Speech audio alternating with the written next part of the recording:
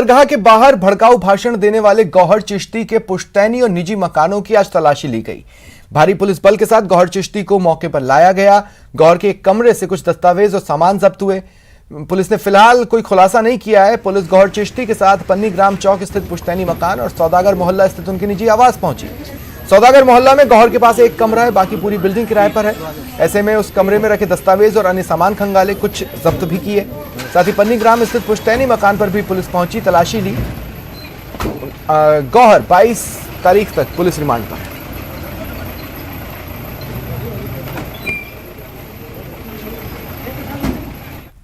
चिश्ती लगातार कई हलक से अपने राज उगल रहा है। आज अल सुबह पुलिस उसको कड़े सुरक्षा घेरे में खादिम मोहल्ला पन्नीग्राम चौक स्थित उसके घर पर लेके गई, जहां पर अब तक की पूछताछ में निकले गए तथ्यों के साथ पुलिस ने मौका तस्दीक की है। और साथ ही साथ एक दो और ठिकाने हैं जहां पर 17 जून को विवादित नारा देने से पहले 16 जून को गौहर चिश्ती ने जहां पर मीटिंग की थी, उस मीटिंग स्थल का भी मौका निरीक्षण जो है वो पुलिस ने गौहर चिश्ती की मौजूदगी में किया है। और साथ ही साथ उन तमाम पहलुओं को खंगालने की कोशिश की जा रही है इस रिमांड अवधि के दौरान कि गौहर चिश्ती ने जब तक जो है फरारी के दौरान जो है किन किन लोगों से संपर्क साधा और साथ ही साथ उसके स्थानीय संपर्क सूत्र और कौन कौन थे। इन तमाम पहलुओं पर पुलिस लगातार गौहर चिश्ती से पड़ताल कर रही है और 22 जुलाई तक गौहर चिश्ती पुलिस के रिमांड पर रहेगा। हालांकि पुलिस के अधिकारी गौहर चिश्ती से पूछताछ में क्या तथ्य निकल के सामने आ रहे हैं इसका बिल्कुल खुलासा नहीं कर रहे हैं, लेकिन सूत्रों के हवाले से जो जानकारी मिल रही है उसके मुताबिक 22 तारीख को जब गौहर चिश्ती का रिमांड पूरा होगा तब पुलिस उसको जुडिशियल कस्टडी में भेजेगी और उसके बाद एनआईए और दूसरी एजेंसियां जो हैं गौहर चिश्ती पर अपना शिकंजा कसेगी, क्योंकि गौहर चिश्ती के पास जो मोबाइल बरामद हुए हैं उन मोबाइलों में कई आपत्तिजनक वीडियो और तथ्य जो है वो पुलिस को अब तक पूछताछ में निकलकर सामने आए हैं। अभिजीत दवे। राजधानी जयपुर के नगर निगम ग्रेटर के मानसरोवर जोन दफ्तर का आज कांग्रेस नेता और सांगानेर विधानसभा क्षेत्र से प्रत्याशी रहे पुष्पेंद्र भारद्वाज के नेतृत्व में घेराव हुआ। सफाई समेत अन्य अव्यवस्थाओं को लेकर नाराज लोगों के साथ मिलकर धरना और घेराव करने पहुंचे पुष्पेंद्र भारद्वाज ग्रेटर नगर निगम की मेयर और अफसरों पर निशाना साधते दिखे। उन्होंने कहा कि अव्यवस्थाओं से जनता का हाल बेहाल है, न सीवरेज की सफाई हो रही है, न रोड लाइटें ठीक हैं और न ही कचरा कलेक्शन वाहन आ रहा है, जिससे जनता परेशान है।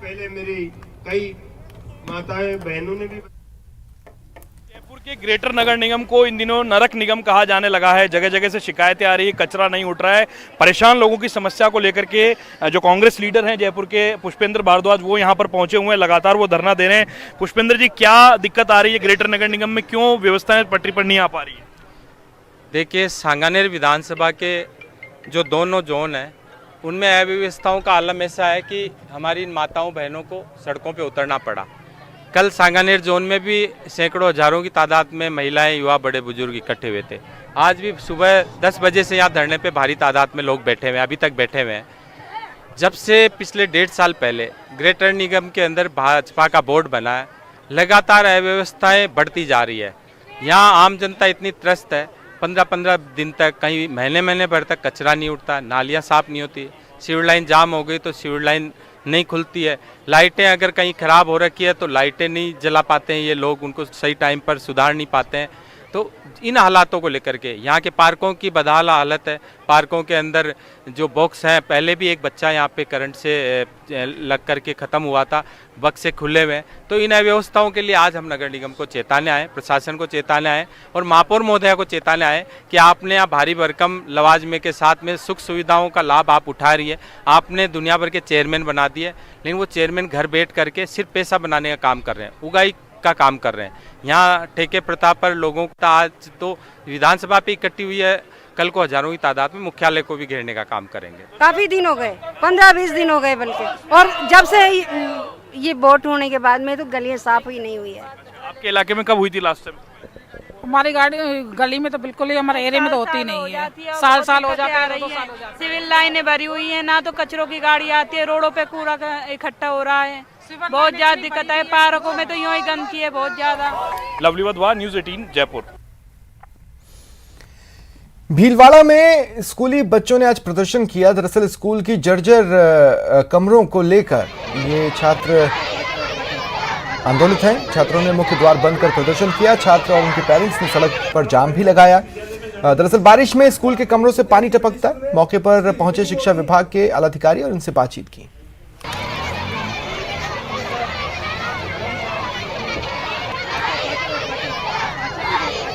2019 से हमारी स्कूल को नगर परिषद ने जर्जर अवस्था होने के कारण उसको बंद करने के आदेश दे रखे थे, लेकिन विभागीय आदेशों की पालना हम कर रहे थे। हमको आदेश मिले थे कि आपको विद्यालय जैसे भी हो व्यवस्था करके चलाना है, और हम लोग चला रहे थे।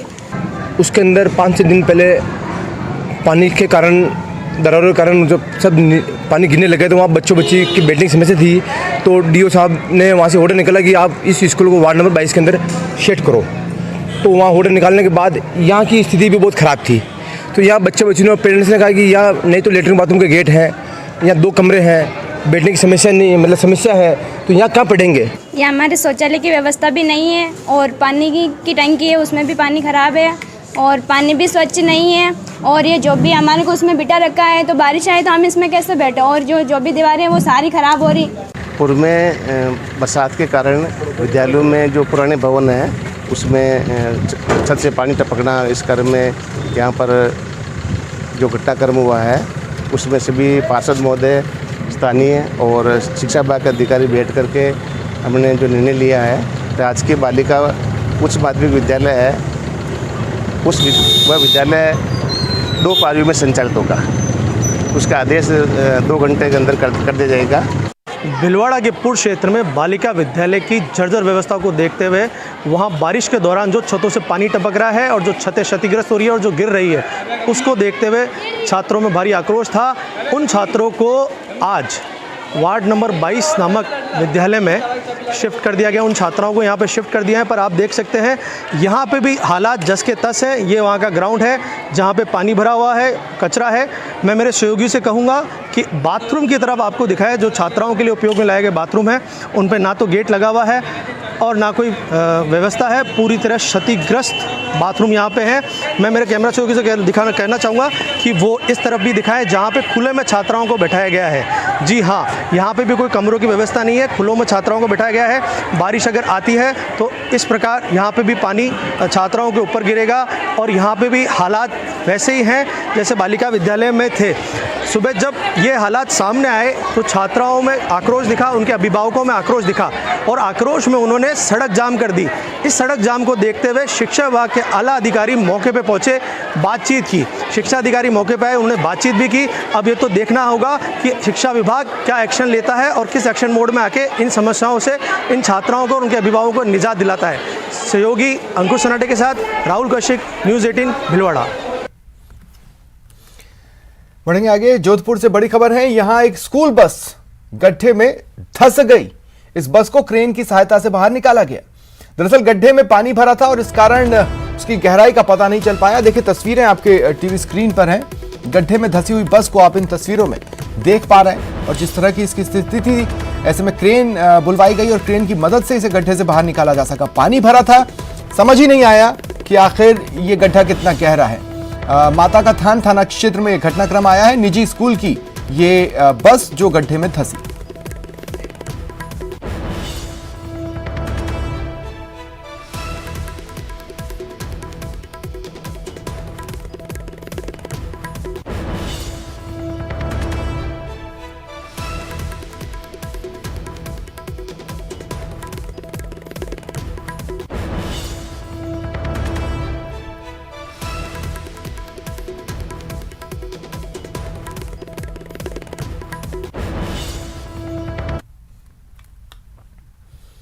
कोटा के दिगोद की मारवाड़ा चौकी का नाला उफान पर है। इसी नाले में सीमेंट के कट्टों से भरी एक ट्रैक्टर ट्रॉली पलट गई। तस्वीरें आपके टीवी स्क्रीन पर हैं। बताया जा रहा है ट्रैक्टर चालक जानबूझकर पानी में से ट्रैक्टर ट्रॉली निकालने की कोशिश कर रहा था। इसी दौरान गड्ढे में धंसकर ट्रॉली पलट गई।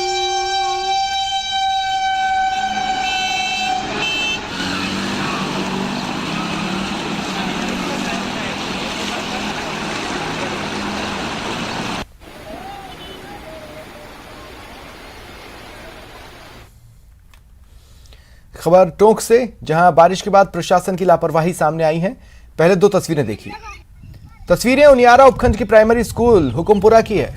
इनमें एक और टीचर बच्चों को मंदिर में पढ़ा रहे हैं, दूसरी ओर स्कूल में भरा पानी साफ दिख रहा है। ऐसे में बच्चों का भविष्य कैसे सुधरेगा? स्कूल में 2 से 3 फीट तक पानी भरा है।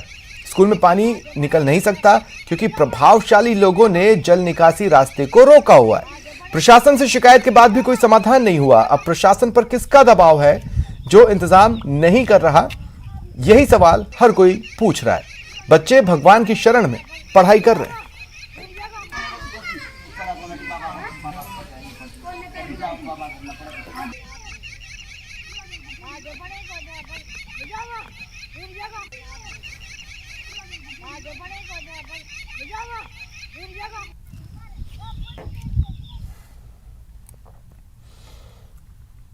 कोटा के चेचट इलाके में बारिश के चलते गंदा नाला उफान पर आ गया। आसपास के घरों में पानी भर गया है। गंदे नाले का पानी घरों में घुस जाने की वजह से लोगों को सुरक्षित इलाकों में जाना पड़ा। जो लोग यहां हैं उनके लिए रहना बेहद मुश्किल हो चला है।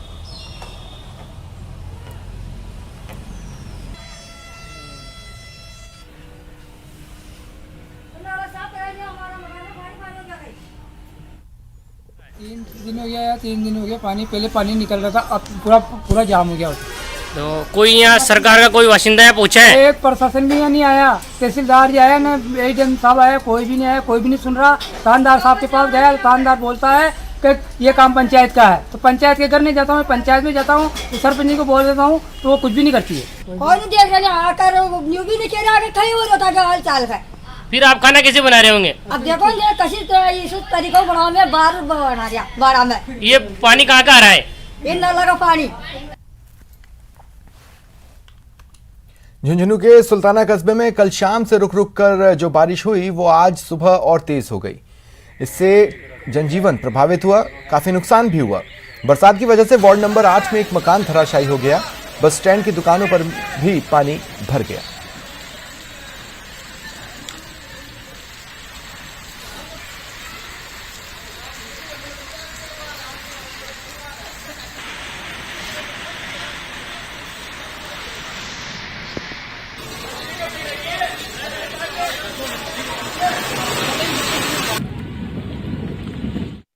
शाम से बारिश हो रही है, जल भराव हो रहा है और ये 8 नंबर वार्ड में नागरमल सनोप रामस्वरूप जी नाई के घर धराशायी हो गया है और पूरी जल भराव हो रहा है। और यहाँ पर सरपंच भी नहीं पहुँचे हैं, सरपंच को सूचना कर दी है, प्रशासन भी नहीं पहुँचे हैं और कोई तरफ की सहायता नहीं है इनके पास। अब रहने के लिए कुछ बचा नहीं है। 2-2.5 घंटा से बराबर बरसात हो रही है। भयंकर दुकानों में, घरों में खूब पानी भर गया है। प्रशासन को सूचना दे दिया लेकिन प्रशासन भी नहीं पहुंच रहा है। अब व्यापारी खुद और घरों वाले खुद अपने आप लग रहे हैं। दुकानों के अंदर काफी नुकसान हुआ, बहुत दुकान में पानी भर गया है। जो मार्केट थे उन मार्केटों में भी खूब पानी भर गया है अंदर। पंचायत राज मंत्री रमेश मीणा के बयान के विरोध में आज प्रदेश सरपंच संघ के आह्वान पर प्रदेश की सभी ग्राम पंचायतों पर तालाबंदी की गई। रमेश मीणा के खिलाफ नारेबाजी कर अपना बयान वापस लेने की मांग उठी। सरपंच संघ का आरोप है मंत्री मीणा ने नागौर में हुए 300 करोड़ के नरेगा घोटाला मामले में दिए बयान से सरपंचों के मान सम्मान को ठेस पहुंचाई। नहीं चलेगी, नहीं चलेगी। सरपंच संगठन जिंदाबाद, सरपंच एकता जिंदाबाद। हमारी मांगे पूरी करो, सरकार तेरी तानाशाही नहीं चलेगी, नहीं चलेगी। सरकार हमेशा जन कल्याणकारी योजनाओं को आगे पहुंचाने का कार्य पंचायत राज ने किया है और पंचायत में सभी जन कल्याणकारी योजनाएं गांव तक पहुंचाने का काम सरपंच करता है। जिस प्रकार 18 महीने से महात्मा गांधी नरेगा योजना का मटेरियल का पेमेंट अटकाव पड़ा, राज्य सरकार की जो बजट है वो अभी तक जारी नहीं किया गया। काफ़ी मांगे मंत्री महोदय के साथ पूर्व में भी हमने आपस में समझौता हुआ, वो समझौते भी लागू नहीं किए गए।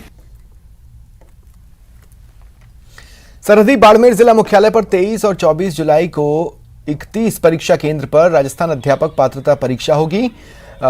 इन परीक्षा केंद्रों पर प्रवेश से पहले परीक्षार्थियों की गहनता से जांच होगी। सभी परीक्षा केंद्रों पर सीसीटीवी कैमरों से निगरानी रखी जाएगी। साथ ही परीक्षार्थियों के लिए 21 जुलाई से 26 जुलाई तक रोडवेज और निजी बसों में निःशुल्क यात्रा की व्यवस्था की गई है। बाड़मेर जिला चूंकि पिछली भर्तियों में कुछ संवेदनशील जिला रहा है, इसके मद्देनजर पुलिस व्यवस्था और सतत निगरानी इस विशेष रूप से की गई है वरिष्ठ पुलिस अधिकारियों को इसके लिए नियुक्त किया गया है। प्रत्येक सेंटर के लिए flying squad, area magistrate, zonal मजिस्ट्रेटों की नियुक्ति की गई है। परीक्षा सामग्री उनके लिए निर्धारित की गई है। इसी परीक्षा सामग्री के साथ ही वो लोग आए। अनावश्यक किसी तरह का ब्लूटूथ है, हेयर पिन है या दूसरे जो ऐसे संसाधन जिनको मौके पर उतराए जाने से कई बार विपरीत परिस्थितियां पैदा होती है, वो पहले उनसे बचें और ऐसी सामग्री अपने साथ ना लेकर आए। राजसमंद की केलवा और चारभुजा थाना पुलिस ने हरियाणा के हिसार में 5 करोड़ की फिरौती और अपहरण के 2 आरोपियों को गिरफ्तार किया। ये दोनों केलवा थाना क्षेत्र में फरारी काट रहे थे। कुंभलगढ़ वृत्ताधिकारी नरेश कुमार शर्मा ने बताया कि 19 मार्च को हरियाणा के हिसार जिले के आदमपुर में सुनील कुमार ने अपने मामा के लड़के सुंदर के अपहरण और 5 करोड़ रुपए की फिरौती मांगने का मामला दर्ज करवाया था।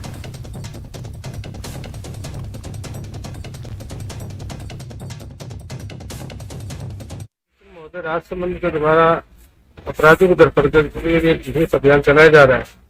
उस अभियान के तहत रात्रि को एक पुख्ता सूचना मिली थी इस बात की तो तीन अपराधी जो हिसार में किसी पे अपहरण करके फिरौती मांगी थी, उसके खिलाफ 2 टीमों का गठन किया गया था, जिसमें 4 बजे की टीम और रेलवे की टीम ने दबिश की। तो वहाँ पे पवन और सरल नाम के 2 लड़के मिले जो कि वहाँ से काफी दिनों में फरार थे। इन्होंने किसी एक लड़के का अपहरण करके 5 करोड़ की फिरौती मांगी। बाड़मेर जिले के कई गांवों में LAMPI वायरस का प्रकोप फैला हुआ है। ये वायरस गौवंश पर हमला करता है। इससे गाय के शरीर पर छोटे छोटे चकते बन जाते हैं जो धीरे धीरे फूल कर बड़े हो जाते हैं। इससे गौवंश पर भारी संकट है। अब तक इसका टीका उपलब्ध नहीं होने की वजह से रोकथाम मुश्किल है। ये वायरस एक पशु से दूसरे पशु में फैलता है। ग्रामीणों की मांग है सरकार जल्द कुछ करे।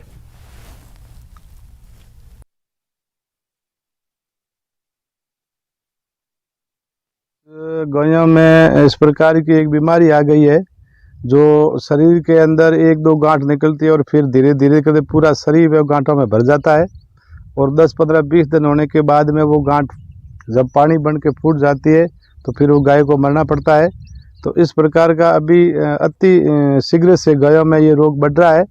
ये सबसे पहले तो जब भी इसके कोई लक्षण आपको नज़र आए, जैसे बुखार है, शरीर पे कोई गांठें हैं और मुंह में जो छाले हो जाते हैं और चलना फिरना बंद कर देते हैं, तुरंत आप नज़दीकी जो पशु चिकित्सा संस्था है वहाँ आप संपर्क करें और उसका समय पर उपचार कराएं ताकि अपने पशु धन की हानि न हो। इसके लिए वैक्सीन भी अगर कोई अवेलेबल है तो वैक्सीनेशन भी किया जाए ताकि आगे अन्य पशुओं को ये बीमारी नहीं हो। इस संबंध में भी मैंने डायरेक्शंस दिए। इस संबंध में विस्तृत दिशा निर्देश भी आज एनिमल हस्बेंड्री विभाग की तरफ से मीडिया में भी निकाला जाएगा कि क्या क्या करें, डूज एंड डोंट्स क्या हैं। साथ में मैंने उनको कहा है कि पंचायत समिति स्तर पर जनप्रतिनिधियों और अधिकारियों को भी इस बारे में बताएं और जहां ये बीमारी फैल गई है वहां लोगों को इकट्ठा करके इसके बारे में अवेयरनेस भी करें। कृषि विपणन मंत्री मुरारी लाल मीणा ने अपने जन्मदिन के कार्यक्रमों को पर्यावरण के लिए समर्पित किया है। आज उन्होंने हरा भरा दौसा अभियान शुरू कर दर्जनों जगहों पर पौधारोपण कार्यक्रम किए। इस बारिश के सीजन में दौसा में करीब 1 लाख से अधिक पौधे लगाने का लक्ष्य रखा है। पिछले वर्षों में भी मंत्री मुरारी लाल मीणा ने अपने जन्मदिन पर पौधे लगाए थे। तरह की परिस्थितियां पिछले कोरोना काल में महामारी में गुजरी हैं। ऐसे टाइम पे जरूरी है कि हम प्रकृति के नज़दीक पहुँचें। पिछले लंबे कार्यकाल में पूर्वी राजस्थान विशेषकर वृक्षारोपण काफ़ी कम हो गया और पश्चिमी राजस्थान बढ़ गया। इसका फ़र्क ये हुआ कि वहाँ 2 सेमी के आसपास बरसात कम बढ़ गई और हमारे 2-2.5 सेमी बरसात कम हुई है। मैं मेरे जन्मदिन से पिछले वर्षों से ही हम एक अभियान रखते हैं ग्रीन फुल दौसा, हरा भरा दौसा, और पिछले वर्ष भी हमने पूरे महीना भर तक अभियान चलाया था, करीब 1 लाख वृक्षारोपण करवाया था। इस बार भी आज से ये अभियान हमारा ग्रीन फुल दौसा, हरा भरा दौसा संचालित है और पूरे विधानसभा क्षेत्र के अंदर हर ग्राम पंचायत मुख्यालय पे सारे वार्डों में वृक्षारोपण किया जा रहा है। हम लोगों को लगातार मोटिवेट करेंगे और मैं समझता हूँ कि इस बार हमारा टारगेट 1 लाख से ऊपर जाएगा।